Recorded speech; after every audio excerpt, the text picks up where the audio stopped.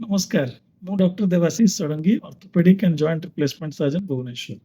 आज आम कथा हवा हिप जॉइंट रो किछि प्रॉब्लम्स विषय रे हमर पेट तले हिप दिटा बॉल और सॉकेट भलिया जॉइंट तो अछि तब हिप जॉइंट कुआ जाय एथरे केबे केबे प्रॉब्लम आसे मोस्ट लाइकली पड़ी जीवा जोगुरु ए बॉल टी भांगी जाय किबा किछि गोटा बीमारी अछि रुमाट जेनेटिक बीमारी जेमति कि रुमाटॉइड आर्थराइटिस सिकल सेल डिजीज जो थरे कि ये बॉल और कप डैमेज हुए कि किछि गोटा औषध अल्कोहल नेले भी ए बॉल को ब्लड सप्लाई कमी जाए और बॉल टा डैमेज हो जाए बॉल टा डैमेज होबा जोगुरु ता संगे घोरी हे एकरी कप टा भी डैमेज हो जाए पेशेंट को या जोगुरु सीवियर पेन हुए चली बारे असुविधा हुए अर्ली स्टेज रे औषध पत्र आउ अन्य छोट ऑपरेशन अछि लैप्रोस्कोपी सर्जरी ताकू करिकरी याकू किछि प्रकार रे ठीक करा जाई पारे